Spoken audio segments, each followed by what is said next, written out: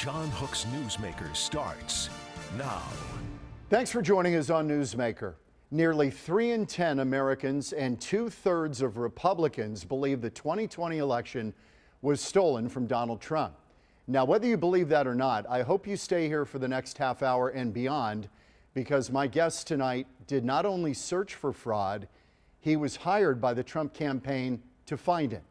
Ken Block was paid about $750,000 by the Trump campaign to exhaustively look into claims of voter fraud by analyzing 21 million voter records and diving into what happened in 5 key swing states, including Arizona.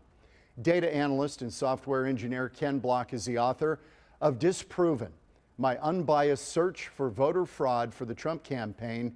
Ken Block joins me now on Newsmaker. Great to see you, Ken. Thank you for spending the time. Thanks for having me. I really appreciate it. Okay, Ken, let's start from the beginning. The day after the election, you get a phone call. From whom? I got a phone call from a Trump campaign attorney whose name was Alex Cannon. And Cannon called my cell phone. I had never heard his name before. I hadn't reached out to the Trump campaign looking for any kind of work. Out of the blue, he called me and he asked me very quickly into the conversation whether I would help the campaign look for voter fraud in the swing states. And that was a shocking phone call. I told him I couldn't answer straight away and I needed the night to think about it. I did. I spoke to my family about it, thought about it a lot more, talked to some trusted advisors. And when I called Alex back the next day, I told him I would do it, but I wanted him to understand what the framework was that I was willing to work under. And that framework was really important to me. I wasn't going to custom deliver a series of findings that the campaign dictated me. What I told Alex was, if there's voter fraud, I'm going to find it, and I will leave no stone unturned looking for it. And what I find, I will successfully defend in court. That's actually a clause in our contract. But I also wanted him to make sure that not just Alex, but everybody above Alex understood that the work that I was doing was not a promise that I would deliver findings of voter fraud. I didn't want anybody to have the misconception that I was signing the contract and I was going to deliver the smoking gun that everybody needed. I wanted them to understand that I didn't think it would be there, but I would leave no stone unturned trying to find it. That's an important caveat. You told them up front that in years of doing this kind of work, you had never seen any kind of voter fraud on the scale that they needed, quote unquote, to change the election result. And you told them that up front. Yes, I told them right up front, because the way I do business, and especially with something as contentious and fraught and with such high stakes attached to everything that was about to happen, I didn't want anybody to have a misconception about what the potential realities were going to be. I didn't want my customer to not be put on notice that I might not be able to deliver what they wanted. And the response that came back from Alex, 2 responses came back. The first one was, we really want a straight up assessment. I appreciate your honesty and I appreciate the approach you're going to take to this. And then what he then did, which was even more important in retrospect, was he then told me that he was going to keep my company's identity and my identity a close secret so that I wasn't put under undue political pressure to deliver specific results. If the folks didn't know how to reach me, they couldn't put pressure on me. Did anybody ever give you pressure? Ken, No. find it. No? No, Okay. never. It's remarkable. You were looking into the 5 swing states, Pennsylvania, Michigan, Wisconsin, Arizona, Nevada. And the 2 things you were primarily looking for were duplicate votes, people who voted twice, and dead people voting. Correct. What did you find? So we found handfuls, small handfuls of deceased voters across the swing states. Interestingly, I predicted vote cast in the name of a dead person before it actually was cast. As a little side note, I might be the only person in United States history who's done that. Just a small number of dead votes, hundreds of duplicate votes cast across the swing states combined, not nearly enough. And what was nearly enough? Well, I mean, your listeners know that the margin of victory in Arizona was between 11 and 12,000 votes. Nevada was roughly 11,000 votes. Michigan was 150,000 votes. Pennsylvania was 90,000 votes, and infamously Georgia was 11,789 votes. Yeah. So you need a lot of votes to cover those margins, and the bottom line was we didn't come close to finding them. The one thing that struck me is the time frame. You had 35 days to do this work. Yeah. That is a tight time frame to do an audit on a national election. Do you feel? It was. Are you confident? Bananas. Are you confident you got try it? to do it? And just if I was only focused on looking for the fraud that my contract bound me to do, it would have been a very tight time frame. And why 35 days? Well, the 35 days is because in our legal system and per the wording of the Constitution, your only real legal window to contest the election result is up until the day each state certifies their election results. Once those results are certified, legally speaking, you are blocked out from having a successful legal challenge to the election result. And a lot of people don't understand that. Yeah. So that's what put the pressure on everything. But on top of looking for deceased voters and looking for duplicate voters, where the data that we were working on was in extremely poor condition. And in a state like Nevada, we had to get 17 different files that contained the mail ballot votes from that state. And each one of those files was different. It was a monumental task. But then we were then very quickly asked, soon after the contract began, to start assessing claims of voter fraud that others made that were just cascading into the campaign, and they couldn't make heads or tails out of whether they were accurate, whether they were inaccurate. And what Alex asked me to do from the second day of my engagement was to look at these claims and tell him whether they were true or false. You had to vet those. There were about 15 of those where people said, I saw something. I talked to an election worker who saw some shenanigans. I met this person who told me this story. You had to run that down. But my point was, 35 days is such a tight time frame. Are you confident in your heart of hearts that you didn't miss anything? I am. And I have two different reasons for feeling that way. The first one is we still evaluated 21 million votes cast across the swing states. And when the question arises about deceased voters, I can state unequivocally that we looked at every single mail ballot that was cast, and the number of deceased voters was tiny. And that's done. There is no wiggle room on that. For the duplicate voters, the piece of information that was missing from every state that we looked at was in-person votes. For a reason that I still don't have my head around, no state provides who voted in person before the results get certified. And that's a weird statement of fact. I can't explain to your viewers why that is, but it is, which means that in some states, 30, 40, maybe 50% of the votes weren't there for us to assess from the duplicate vote perspective.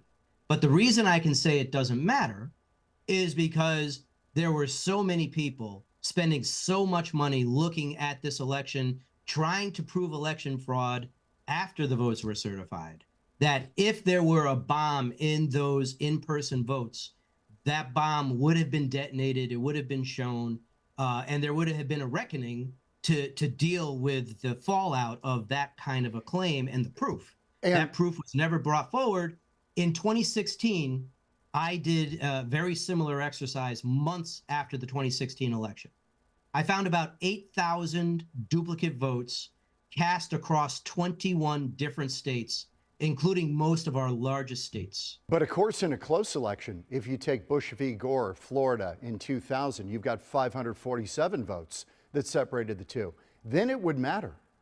It would matter. And in 2016, I found more than 2,000 duplicate votes that were cast in Florida and also in some other states. So if there was a problem, now all of this was happening before more tools were brought to the table to help identify duplicate registrations across states. A consortium of states called ERIC, whose purpose is to look just for this sort of thing, got going, and those numbers dropped after ERIC became effective at finding some of these duplicate registrations. But you're right, 547 votes across 2,000 duplicate votes in 2016. You're well above the margin of victory. But here's the thing, and this is I'm sure you're going here with this. What very few people understand is that when we vote, our vote is anonymous. You can't tie the voter to which candidate the voter cast a vote for. It's done that way on purpose. There are plenty of good reasons why we do that. But because the vote's anonymous, what we can never know, let's use Arizona as the example. Let's imagine, I didn't, but let's imagine I found 15,000 fraudulent votes cast in Arizona, and I didn't. I just had to be really careful when I create a scenario like this. So let's imagine 15,000. No court would overturn the election with 15,000 proven fraudulent votes. Let's imagine they're all dead. Because we can't show for whom each of those fraudulent votes was cast. Yes. The candidate challenging the election has to be able to prove harm. And you cannot prove harm because we vote anonymously, and therefore all these legal challenges were really probably doomed to failure from the word go. That wasn't something that I realized as we were getting into it. It's only something that I realized about 3/4 of the way through doing the work. Yeah, no, that is such an important point in your book, and I was going to go there. Thank you for that. But with that in mind, you've looked into this in the past. You've gone over voter data, I think for over 10 or 15 years you've been doing this stuff. You kind of found that usually the fraud is pretty evenly split between Republicans and Democrats. Yeah, so let's talk about the different kinds of fraud. I can give you some different percentages. When it comes to voting in 2 different states, it's a crime of privilege. It's usually people who own multiple properties in multiple states. And in Florida, it turned out that the voter fraud skewed for duplicate votes about 60-40, where 60% was Republicans.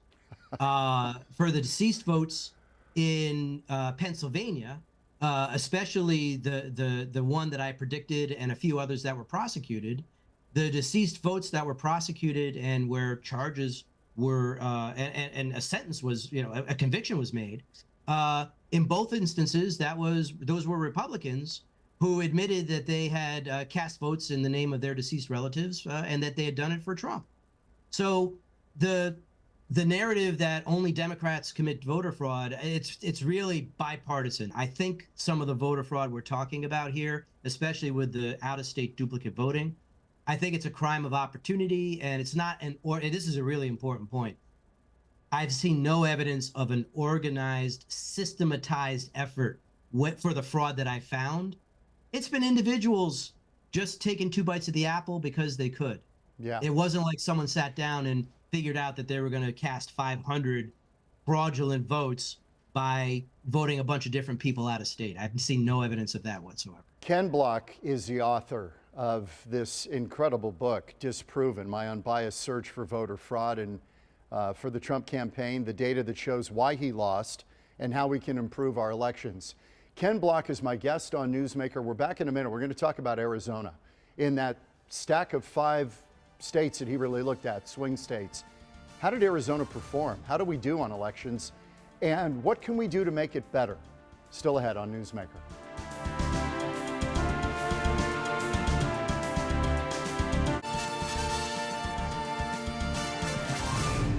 Back with Ken Block, the man who was hired by the Trump campaign to look into claims of voter fraud in 2020. And what he found was surprising, but not for the reasons you think. Ken Block rejoins us now on Newsmaker. Okay, so you do all this analysis in the 5 swing states. Arizona's one of them. And you know that we were auditing and we were going back and forth trying to figure out if there was a problem here. What did you find? We didn't find a problem. As we were looking at it, we had some challenges working with Arizona's data. You also have county administration of elections, and it looks to me, if I remember correctly, there were probably 3 distinct different computer systems in terms of the different data that we were having to work with. And we had some data challenges trying to work with that data in the compressed time frame that we had. But what hasn't really jumped out at me looking at Arizona, not just during the work I did for the Trump campaign, but as I've looked at Arizona at different times, Arizona's election data is relatively speaking clean compared to some other states that have some really terrible problems with their data. And so, as I was talking with Alex about just we had to prioritize and make some decisions on where we were going to focus our efforts, we quickly determined that Arizona wasn't going to be a place that we were going to put the most effort that we were looking at, simply because there just really wasn't all that much there, which I think speaks well to how Arizona conducts their elections generally. And I can tell you afterwards, and this wasn't a factor while I was doing the work for the Trump campaign, but certainly as I was preparing all the data and analysis on top of what I had done in 2020 for the book, there are some very interesting facts that pop out about what really happened in Arizona. And I don't know if this is the time where you want to sort of swing into that or not. And you can lead me where you want me to go here, but there are some very interesting, basic, common sense reasons why the election went down the way it did in 2020. No, we were just going to go there. Before we do, let me just ask you, when you came back with your findings, how was it received by the Trump team? You basically said, guys, I've looked, it's just not there. Sure. So just bear in mind that not only was I dealing with my work looking for deceased voters and looking for duplicate voters, I was also being presented claims about dead people voting in Pennsylvania that others had brought forward. I was asked to evaluate a claim of 2,500 non-citizens casting votes in Arizona. I was asked to deal with a crazy claim that 740,000 duplicate votes were cast in Wisconsin fraudulently. So all of that was happening at the same time. And on a daily basis, Alex was calling me and we were talking about the claim of the day that I had to have an answer to in a matter of hours. And those claims started off with him asking me whether it was true or false. And at the end, he was just saying to me, tell me why this one is false. So there was enough history and there were some basic problems that every claim stumbled into where he realized that none of these claims were ever going to evaluate as true. And when Alex was subpoenaed by the January 6th committee, in his deposition transcript and in the 1 minute they broadcast him on TV during the hearings, he described how he brought the campaign's findings in their work looking at voter fraud to Mark Meadows. And he told, and Mark Meadows, just to remind everybody, was President Trump's chief of staff at the time. And what he told Mark Meadows was the campaign looked as exhaustively as we could for voter fraud, and the campaign evaluated every claim of voter fraud that we were asked to evaluate, and we found no voter fraud, and every claim of voter fraud was false. And what Meadows' response to that was that means there's no there, meaning that the claims of voter fraud had no foundation in fact. We should point out there was another group looking at this at the same time you were, the Berkeley group. So there were different agents diving into the data to try to figure out, was there fraud? You came up empty, which you kind of expected. Berkeley group didn't find it. Nobody has found it since. Correct. So, and I think it's this is actually a really important thing to talk about here. So you have evidence that is legal in nature, and then you have evidence that is political in nature. And they're two completely different things.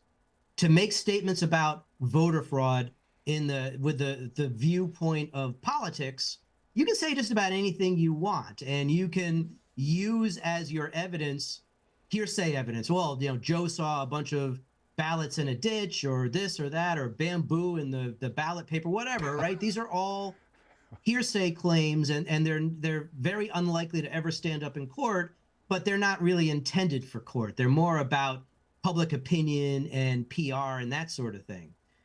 Whereas if you're serious about impacting the election result and you want to prevail in court and you want the court to take some fundamentally unreal action in terms of overturning an election result or recasting an election, you got to come with data and with proof that is unimpeachable. And nobody has come forward with unimpeachable proof of fraud. Never. Yeah, let's talk about, and this gets into the section of your book, why Trump lost. And this gets into Arizona, what happened here. Maybe you use Arizona as a springboard for that, but you say that it's very basic what happened. Explain. Yeah. So there's actually a couple of different, perfectly explainable and understandable events that happened during this election. In most of the swing states, the Libertarian candidate for president took more votes than the margin of victory. And in the 2020 election, the Libertarian candidate was Jo Jorgensen. And she did very well. And I mean, she took almost 90,000 votes in Pennsylvania, which was the margin of victory in Pennsylvania. She took more than 50,000 votes in Georgia, and the margin of victory was 12,000 votes. And I'm hedging on the number here. I believe that the Jo Jorgensen took 5 times the margin of victory in Arizona as well. So that's an amazing finding, because at the risk of generalizing, libertarian voters tend to lean a bit more conservative than they do liberal. And those were a pool of votes that President Trump should have been trying harder to get. He didn't need that many to have swung the election. So that's one, and those numbers are part of the record. It's easy to see it, and you can begin to understand that. The bigger one, and the one that is evident in multiple different ways, and I have proof of it, and Trump's own pollster proved this in a different way, is that President Trump lost the support of moderate Republicans. In fact, he more or less told them he didn't want their support. And it shouldn't surprise anybody that a lot of those voters chose not to vote for him. Well, the numbers, when you add up the moderate Republican numbers in Georgia, for example, there were more than 100,000 rhinos who didn't cast a vote for Trump in 2020. Now, how do I know that? Well, there were 30,000 Republican primary voters who didn't vote in the general election in Georgia. That's twice the margin of victory. Another 30,000 voters in Georgia voted for down-ticket Republicans, but left the presidential selection blank. That's the rhinos again, registering their unhappiness with their choice for candidate. And I saw reports in Arizona where that same dynamic was at play, where there were primary voters who didn't participate in the general, and there were ballots where down-ticket Republicans received votes, but the top of the ticket didn't. Yeah. And that this didn't went, happen this in went for Arizona. the governor's race too here as well. That's what I was just going to say. It didn't happen only in 2020. It's also very evident in 2022. Yeah. So you can't. I'm a 2-time candidate for governor in my ridiculously blue state of Rhode Island, and you know what I know, having run twice, is that you need the biggest coalition of voters behind you that you can get to prevail in an election where you need minimally a plurality of votes. You need more votes than the other guy, or you need 50.1 if it's head to head. And you can't get there if you're telling a lot of voters you don't want their support. Yeah, it's true. Always been puzzling to me. Trump's pollster, Tony Fabrizio, who polled my race in 2014, just to be fully transparent, produced an after-action report for the campaign.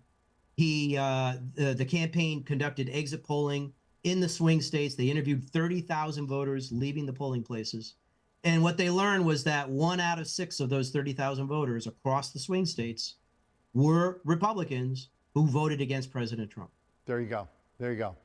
Ken Block, author of Disproven. Our conversation with Ken is going to continue on the web, fox10phoenix.com, and on all of our streaming platforms.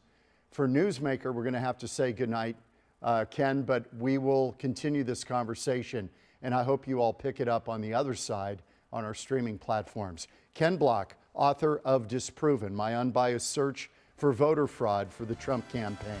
We're back in a moment.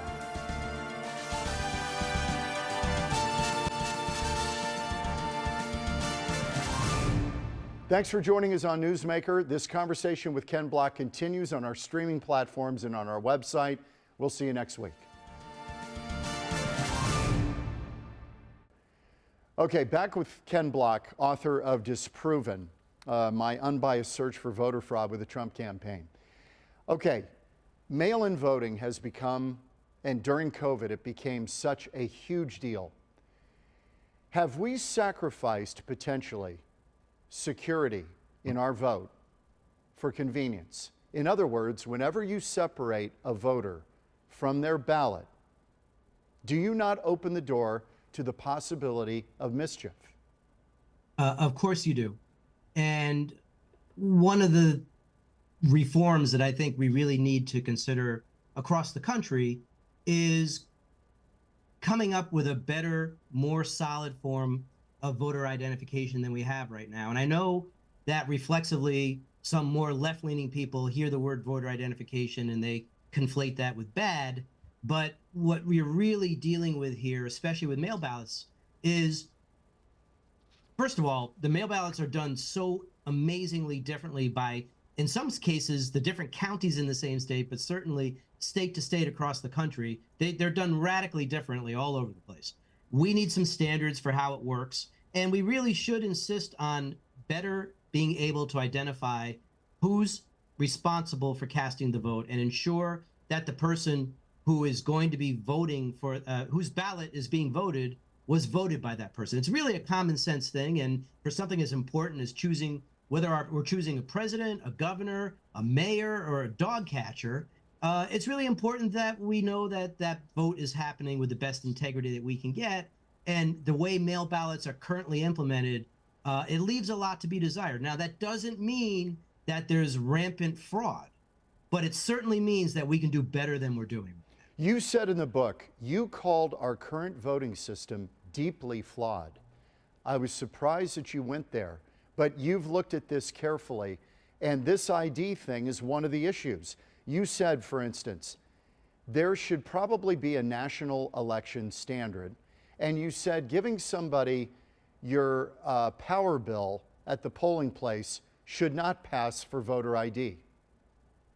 Correct. So I'll tell a story that will horrify everybody.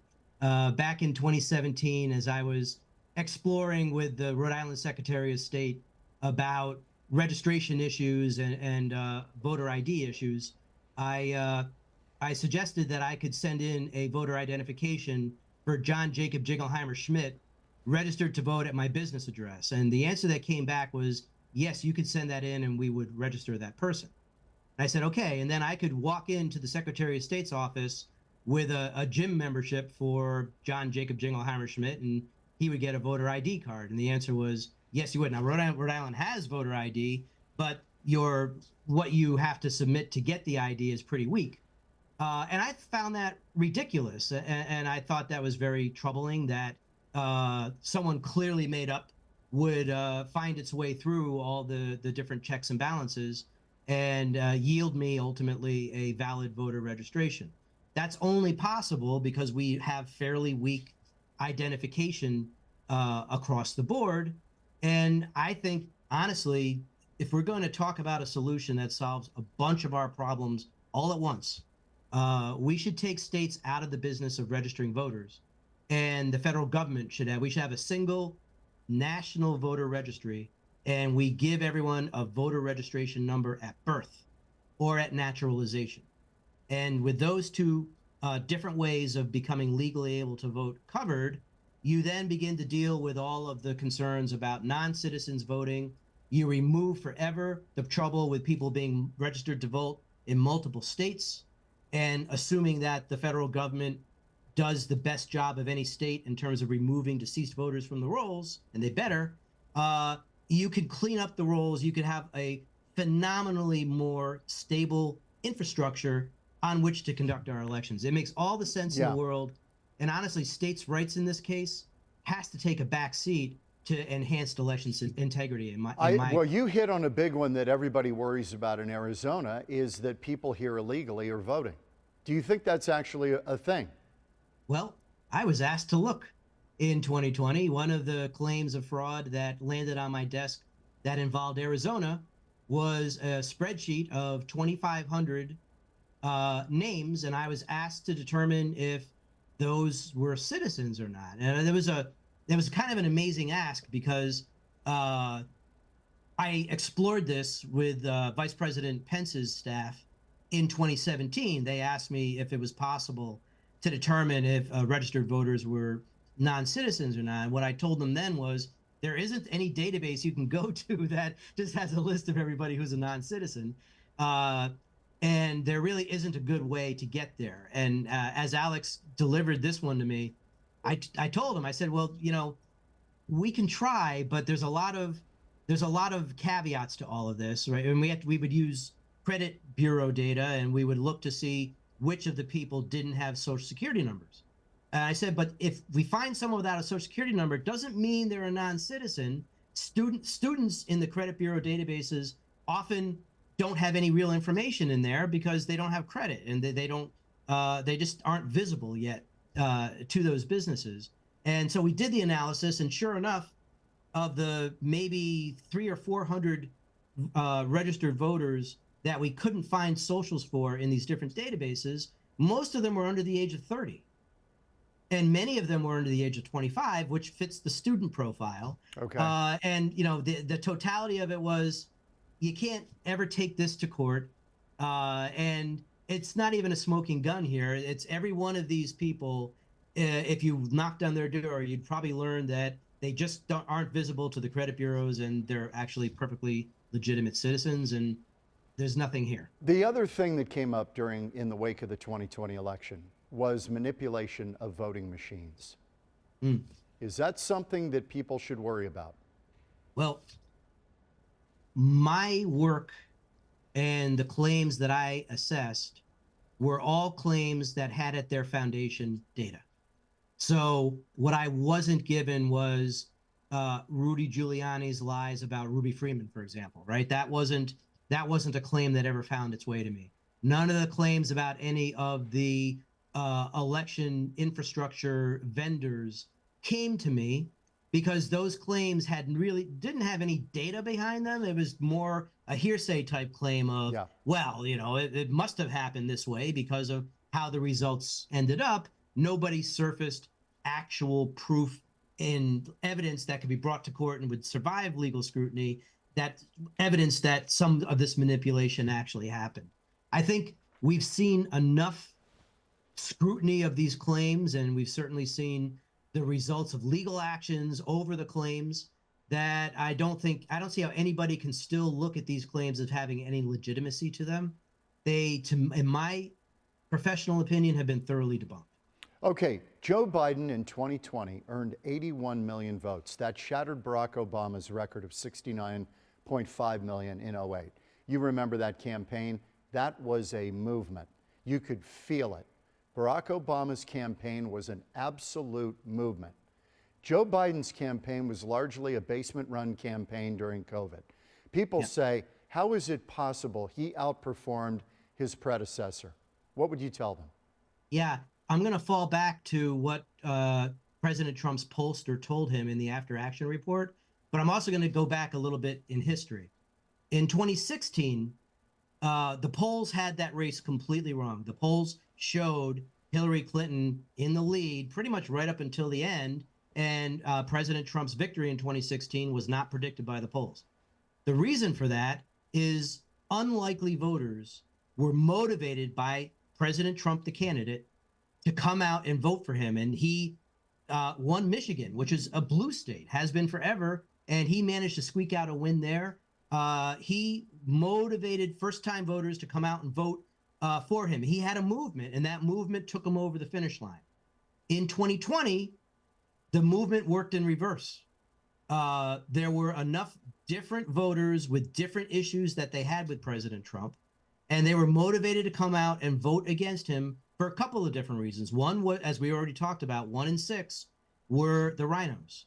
Another 1 in 6 were voters, first-time voters who came out to vote, who weren't happy with the way President Trump conducted the COVID crisis, right? And that's black and white. Those aren't my words. Those are the words of Trump's pollster as he wrote them in the After Action report.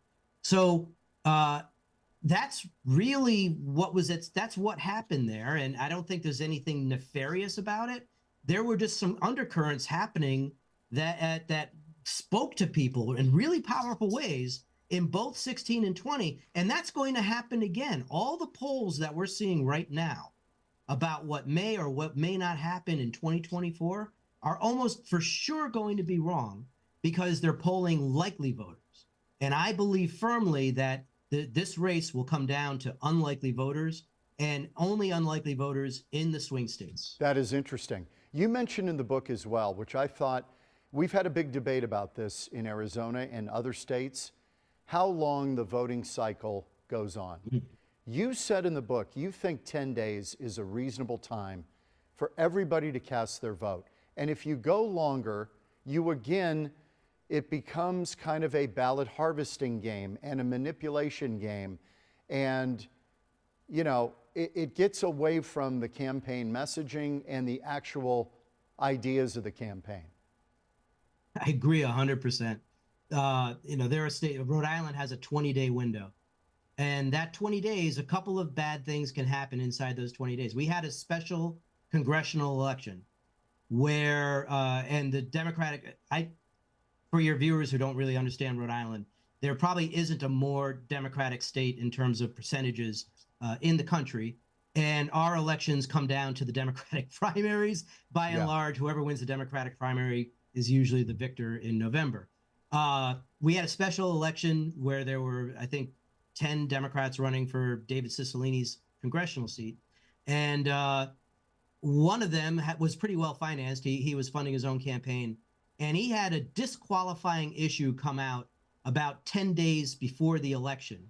We had already had early voting for 10 days, and it was a disqualifying event. It was so bad, there was no way he could ever win the election because of this news. But all of the voters who had cast votes for him before that news came out had lost votes, right? I mean, their votes were wasted. They didn't know this bad news until it was too late and they'd already cast their vote.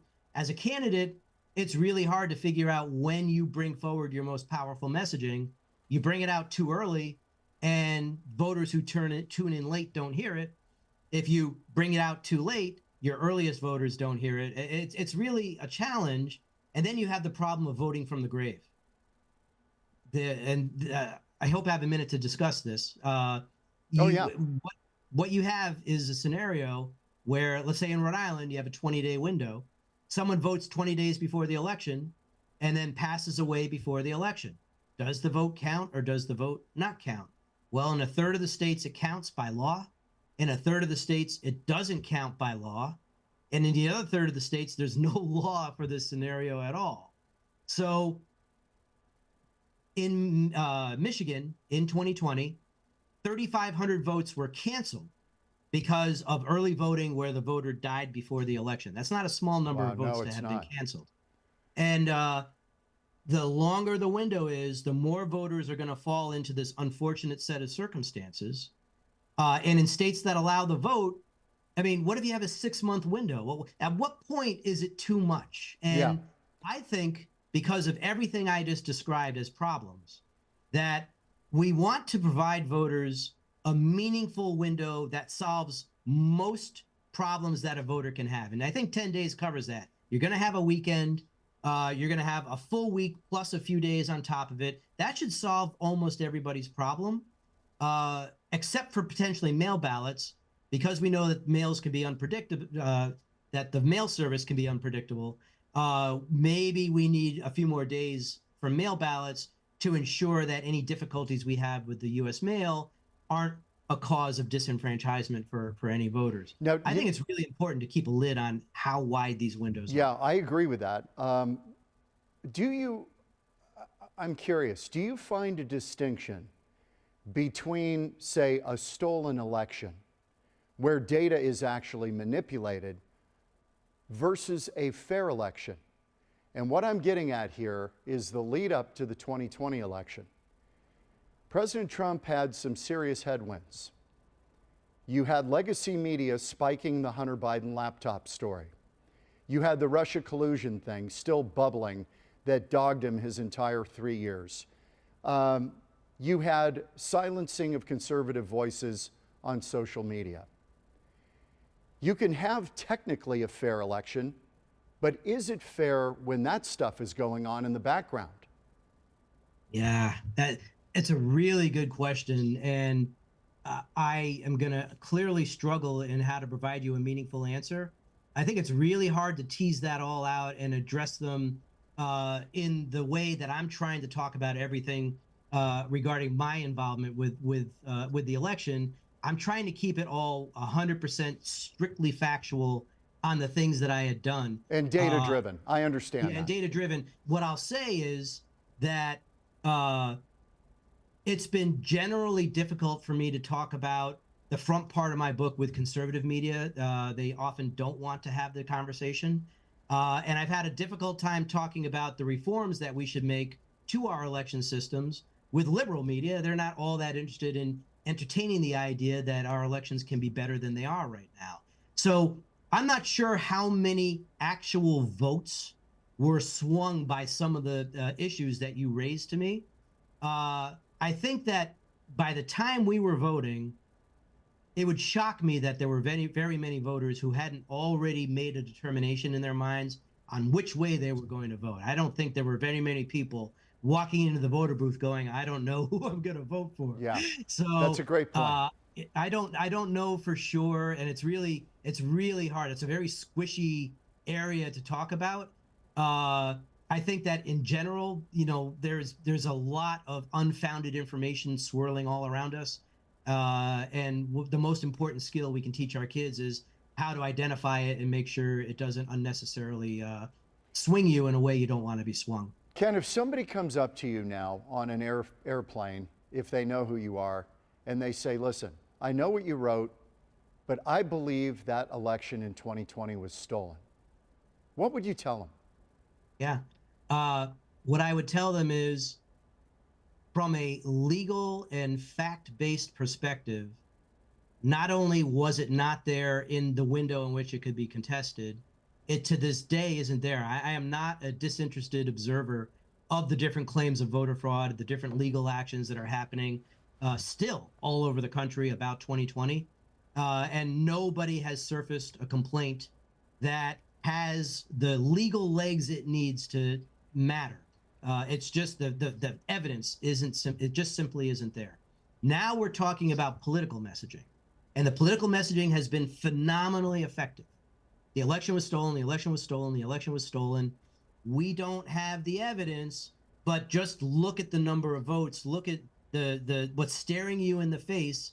It couldn't have been anything else. And I get how that's an emotional argument, but it's not a successful legal argument, and it's not a successful argument that can change what has happened. And that's just the truth of the matter. This harkens back to Rudy Giuliani's famous comment where he said, we know voter fraud happened, we just can't prove it. Well, in the end, that's where the rubber meets the road. It has to meet the road, and you need experts like me. If you're going to go to court, you can't go to court with somebody who's delivering you a custom ordered set of results, because the other side's experts are going to blow you up, and it's going to go badly. You have to find it. It has to be done carefully. It has to be real. And if all those things are there, you have an ability to make a strong case. I can't tell you you're going to win, because you still have to show harm, as we discussed earlier, and right. I don't see how you can do that. But to bring a credible case, it's possible to credibly identify enough voter fraud to impact to be bigger than the margin of victory. It's possible. It hasn't happened, but it's possible. But it's not possible the way most of the voter fraud narratives are being pushed out there, and the very shaky evidence on which every single one of them rely. It isn't the sexiest topic, but I have to ask you about it because you talk about it in the book. You take a very dim view of ballot harvesting. Explain what ballot harvesting is and how you think it's anathema to a really clean election. Yeah. So, and I'm going to come back to my Rhode Island direct experience as a candidate.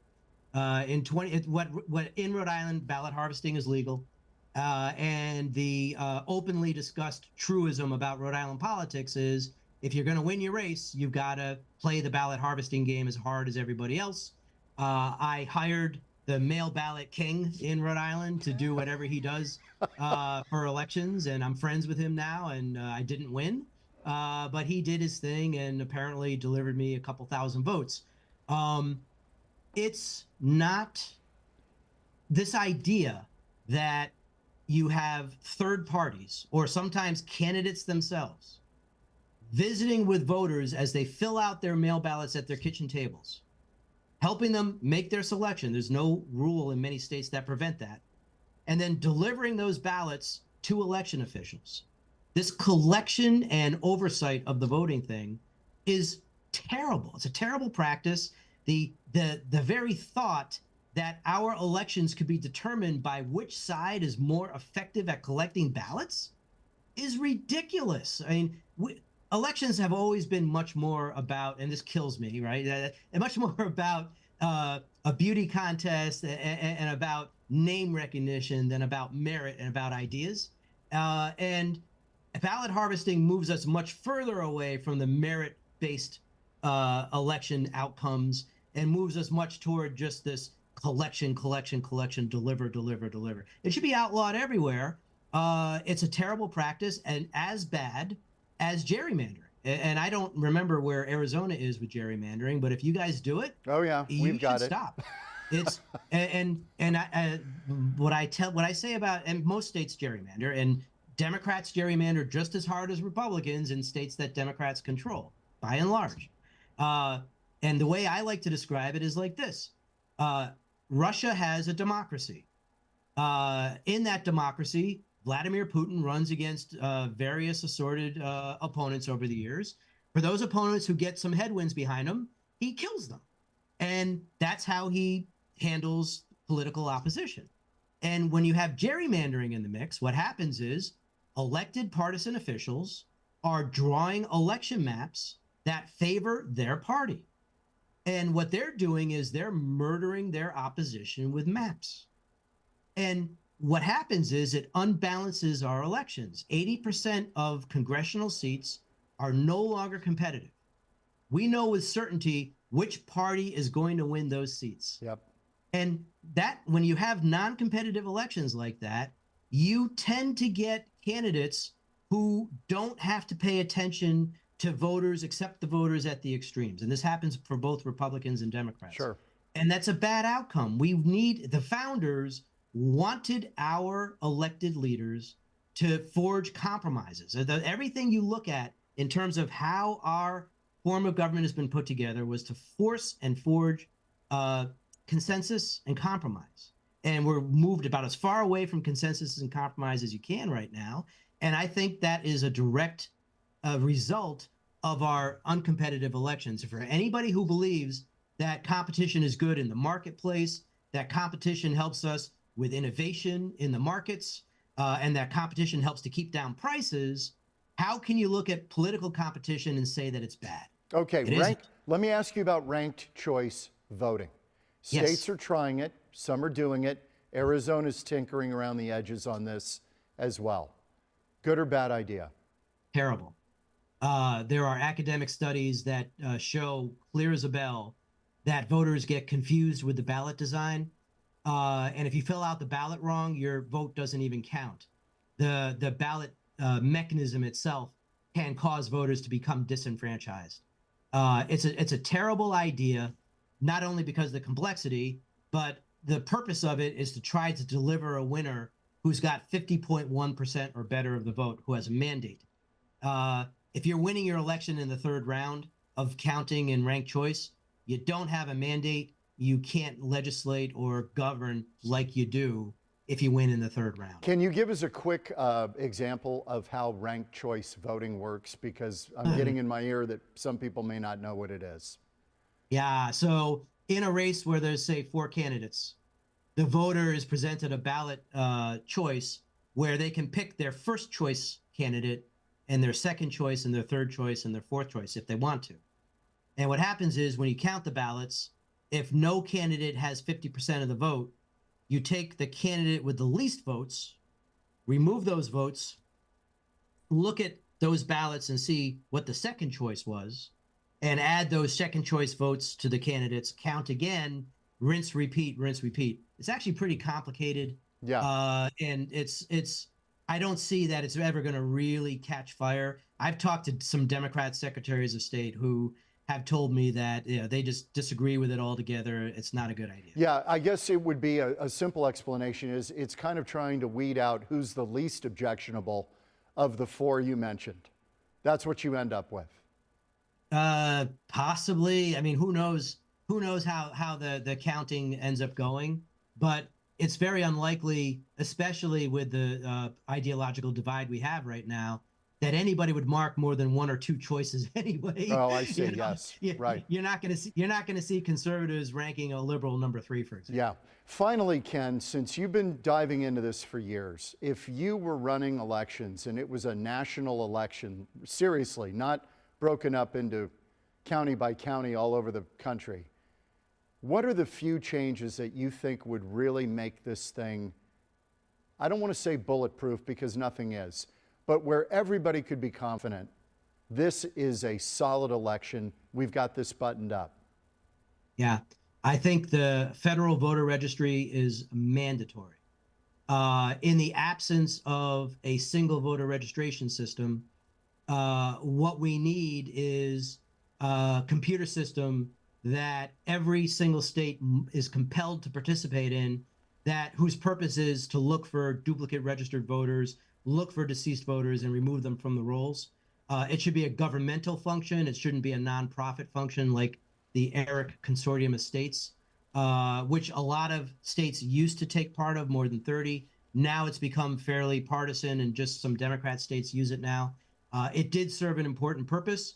That should be a governmental function. It should be the Election Assistance Commission is a federal nonpartisan agency that works on elections. They should fund it.